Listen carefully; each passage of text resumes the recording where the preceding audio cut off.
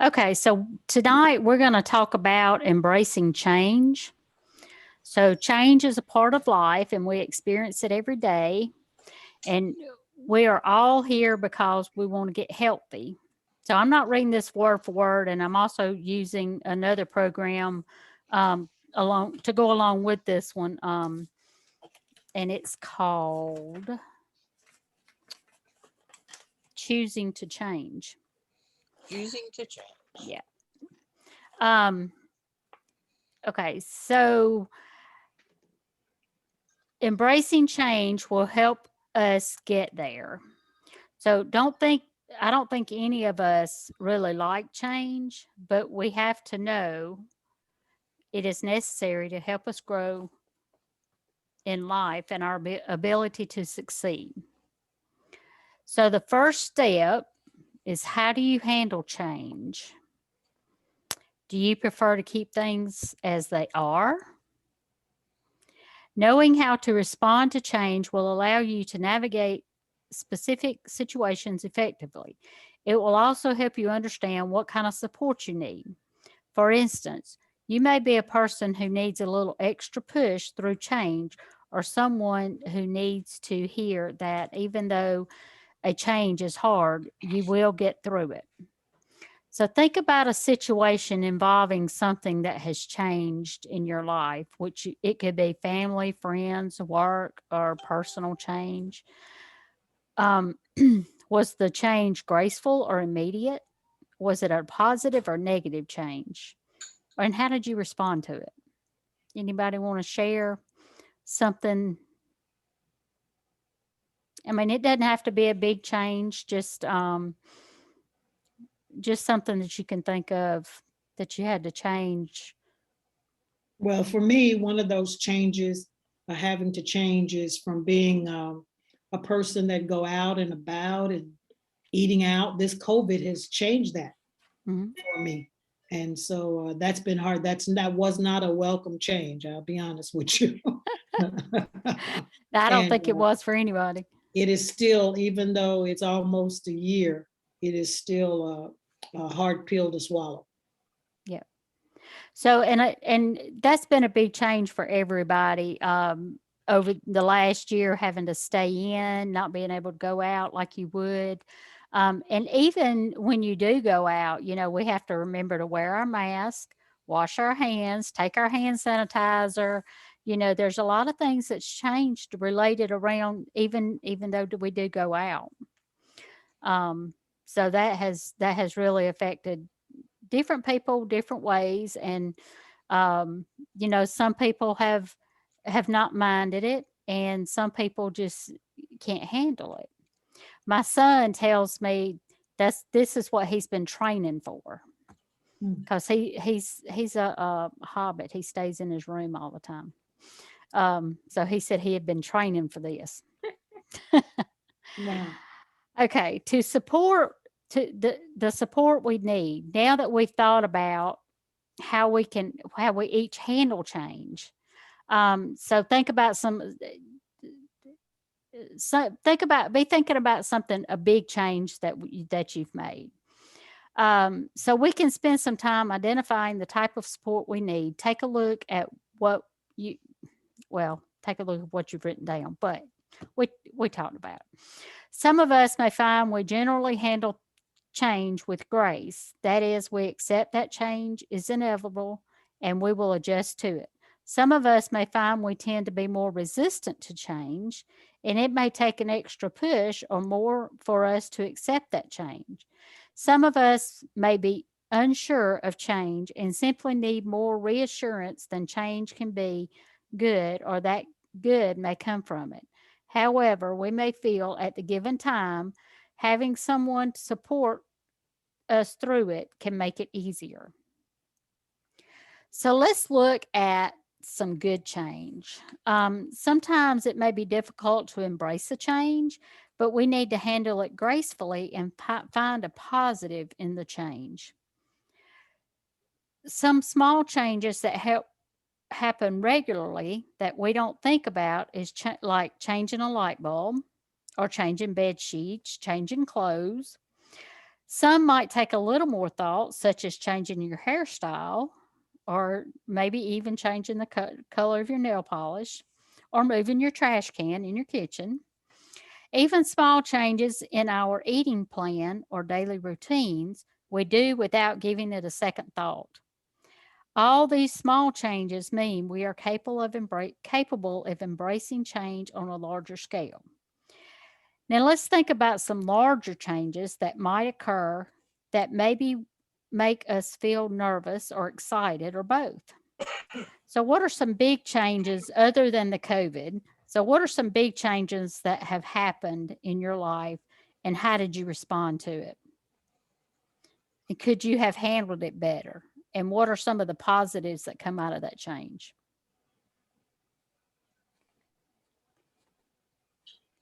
Well, when I had to have knee surgery done, I fought it. I didn't want to do it. And finally, there was kind of like a confrontation. You got to get going, Jackie. This is not good. Mhm. So, yeah, it was about 2 months of hardship, putting up with the pain and the physical therapy and so on. But now I'm glad I did it. Well, good. I think that's a big change for a lot of people when they have to go through some major surgery like that. Okay, anybody else? When we closed our Christmas store, it was a big change for us. And I fought it, but it ended up being the best thing that ever happened to us because now we have rental income and don't have to be there every single day. Yeah. Good. Okay. All right. So, you thought about changes in your lives. So let's why not approach our health in the same way? So changing the way you approach weight loss and wellness can also become one of these changes you may not have to think about. So let's talk about ways to implementing changes in our lives. Be proactive instead of reactive. When we are proactive, we are accountable and responsible for ourselves and our choices. When we are reactive, we blame others for the problems in our lives. Once we accept responsibility for our health, we can take actions to incorporate exercise, healthy, balanced food, and support of TOPS meetings. All right. And then let's virtualize our end results. Set goals for ourselves can help embrace the change to get there. A small goal is easier to imagine than a larger goal. It's also easier to make small individual changes. As each small milestone you reach, make another small change. Eventually, will have made a big change to reach your goal. And it is a lot easier to make small changes, especially in your diet when you're in exercise programs. Take advantage of resources. Use the resources you have to help with the changes you need to make. Time is a resource that we need to use wisely. Find the time to make the change you need to exercise or prepare a meal. Use the support of friends, family, and the chapter meetings to push you through the difficult change that is needed. So, the big picture as far as change, no matter how big or small, is part of life. It's healthy to handle change as gracefully as possible and think of a bigger picture positives such as new opportunities, personal growth, and the knowledge you are gaining. When things are getting harder, you start thinking of giving up. Take a moment to remember you are growing stronger because of it, and that will help you with whatever goal you have in mind. All right, so um, perhaps the strongest tool you can use for change is to change your mind. And sometimes that's harder for any of us to do when it comes to certain things. And it is especially for me when it comes to weight loss. I can change and adapt to everything else, but for some reason it's just hard for me when it comes to thinking of me in a smaller body, or things like that. You must change your mind about the way you look at food and exercise to truly succeed. Once you make a commitment to change, tackling plateaus and other issues along the way get a little easier. Remember, embracing change will allow you to grow stronger and push you towards those goals. So let's work on making change to help us reach our weight loss and wellness goals. And I think with a lot of people, especially those members that have been in tops for years and years and years and have just played with the same weight over and over again, I think sometimes they're not in the right mindset to change their lives, to start losing weight or to continue past the weight that they've been playing with. And it could be 10 pounds or it could be, 40 pounds, that they just keep going up and down. And, we just have to push them through to make those changes. Okay. So does anybody have any comments or anything they'd like to add? Well, I always say, I think part of our problem is that we get stuck on, this is the way it's always been. Mhm. And, because that's the way it's always been, why should I expect anything different? It's always been this way, especially when we're talking about food and what we're eating. It's what my mama's mama cooked and, blah, blah, blah. She raised blah amount of kids, and then my mama had kids, and then I fed my kids this. And so we get stuck on there, and sometimes we don't remember that the way the food was made 50 years ago is certainly different than the way it is grown and done now. And what they give the cows and the chickens are certainly different than what it was back 50 years ago. So I just think that we just need to remember that, and know that most of the time change is really good for all of us. It's just hard, but it's not that we can't do it. And that's why we should just do a little bit at a time, change. Yep. Take it one day at a time, think about it, push forward. And we usually, what we find out is we make the change. Normally what we find out, it wasn't as bad as we thought it was going to be.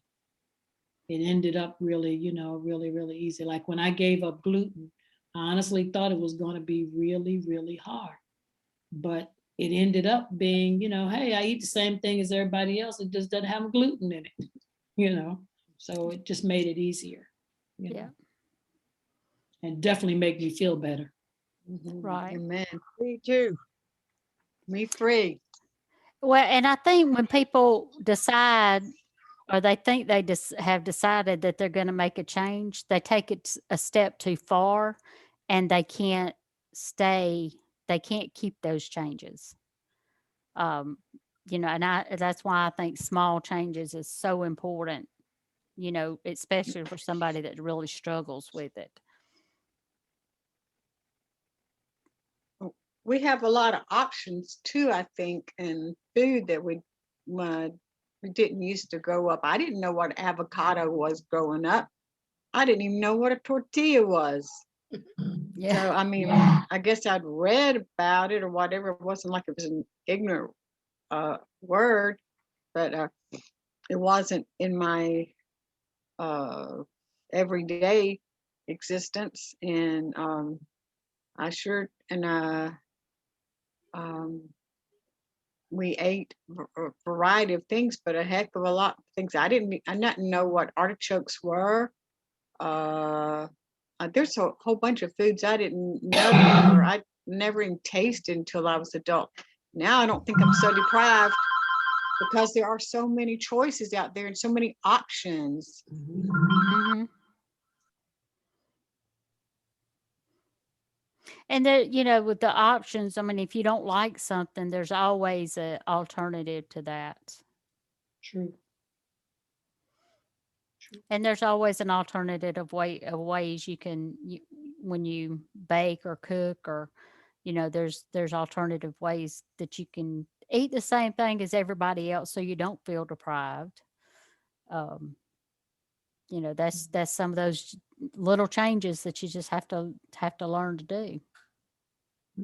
I think that embracing the change has a lot to do with, as you say, choosing to change Hmm. and choosing to have an open mind. Because when we have they used to tell us when I was going to church, when I was much, much younger, when it was offering time, they would say, you know, give offering, and our offering is supposed to support the church and the pastor and all of that, right? And they said that if you had a closed hand, nothing could get out, but nothing could get in either. And I Right. think that's the way our mind is. When we have a closed mind, we're not learning anything. And that's why learning is so important, no matter what our age is. We Right. can always learn something. None of us know it all. That's what's good about going to a TOPS meeting. You learn something new every time. You do. That's true. You sure do. Even just talking individually, you know, there's a lot of things that you can learn, because nobody knows it all. Even though we've, you know, probably been dieting, I know I have most of my life, but you know, there's still a lot to learn. Yeah. So, I remember one Tops ARD, I think it was a rally or something, and they showed the differences in the sizes of plates from the 50s on up to now. mhm, Mhm. Big difference. That was a shocker. yep. Yeah. Yeah. Yeah. Big difference. As a matter of fact, it's actually hard to find smaller plates. It really is.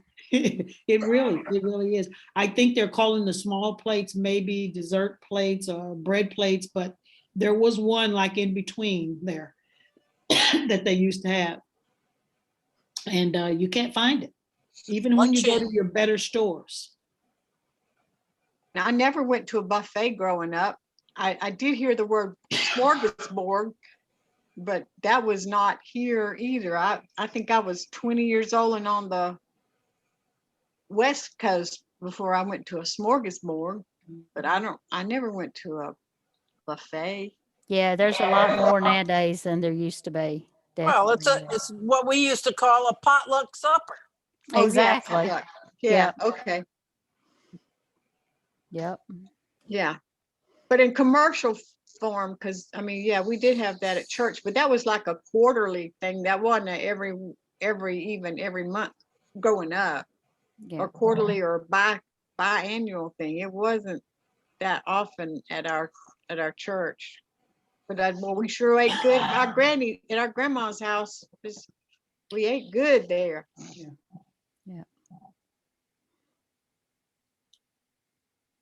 Okay. Well, that's all I have for tonight.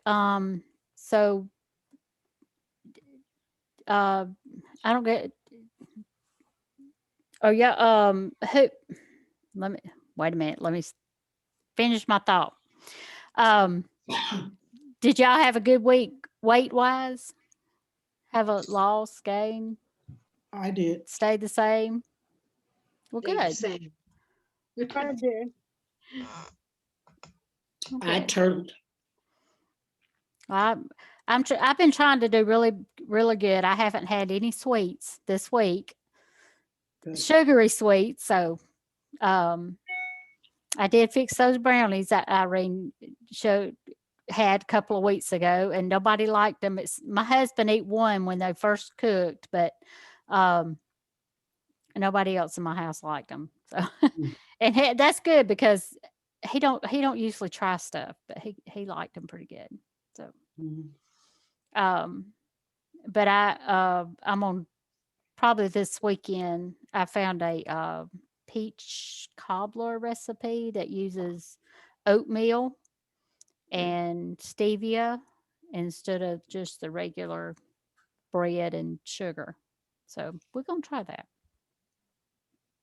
Ooh, that sounds interesting. So, well, I'll let you know how it turns out. Okay, you'll Okay. have to share the recipe. Yeah, I will. It's- If I Maybe like take it, I'll share it. Okay, And maybe take a picture of it. Yeah. Okay. Take a picture and share a recipe. Okay. And what about the brownies, Irene? What did you, since she mentioned brownies, what did you use? What's the gist of the brownies? The brownies were made with 6 bananas Oh, mashed up and unsweetened cocoa powder. Ooh, excuse me. And Rhonda, what else was it? I don't have it right here. Nut butter. Oh, nut, I used instead of peanut butter, because we're not peanut butter things, we had sunflower seed butter here. So And I sometimes actually use peanut butter, but You because that's did? all I had. Okay. Yeah. Okay. So we used it, sunflower seed butter, and I love that. And then you put it in the oven and cook it. I think it's 350. I'm sort of guessing now. I can send for you the about- recipe. I have it. Yeah, yeah. Rhonda, Yeah. send them a recipe and a picture. I think, what's that? And you can drop some mini chocolates on the top of it or something, that, because at least gives you a little bit of sweet if you're looking for that kind of sweet. And it was easy to make. I mean, we're talking 3 ingredients here, Yeah. That sounds good. But Rhonda has a picture Yep. and she can send it and stuff. Like I always tell people when I'm cooking, I normally enjoy brownies, okay? With all that sugar and all that stuff in it, right? So I'm always looking for substitutes. And so the brain is, you can satisfy the brain, when you start changing things around. And so that's what I did. I just changed things around, and that was easy to make. And I loved them. I love them. Whole Sounds pan, yeah, good. yeah. And Yeah. how that's did you like that. it, Rhonda? Do what? How did you like the brownies? I liked them. I really did. I think I took some for lunch for about 3 days because nobody else ate them. Well, it sounds like something I would like. I Yeah. mean, I really like bananas. Is that basically how you got the sweet part of the brownies? I think that's how you get the texture. The texture? That, I think that's more from the texture, because the bananas are not until they turn brown. So, they're not brown or spotty, they're just bananas. I And, bought because I was going to use them. I bought the ones that are at Kroger that are in the past due date or whatever. That's Oh, fine. yes, Yeah. a discount. That's fine too. Yeah, Yeah. the discount Okay, because they're mushier too, and Yeah, but yeah. they're not rotten. yeah, that's fine too. I've just tried to cut down the sugar, because the more Mhm. the more older they are, the more sweeter they are, so produce more sugar. But I'm trying to cut sugar as well. Oh, okay. So that's why it was a more, what's that? You just put it in the blender or mash it by hand, whatever's good. Yeah. I mashed it by hand. Yeah, me And, too. you can add walnuts to it or pecans, and so you have that and it's at home. And of course, my sweet that I use is that cocoa whip. I take a dollop of that cocoa whip and put it on the coconut cocoa whip on it, Yep. which is like whipped cream, except for it doesn't have the sugar in it like whipped cream.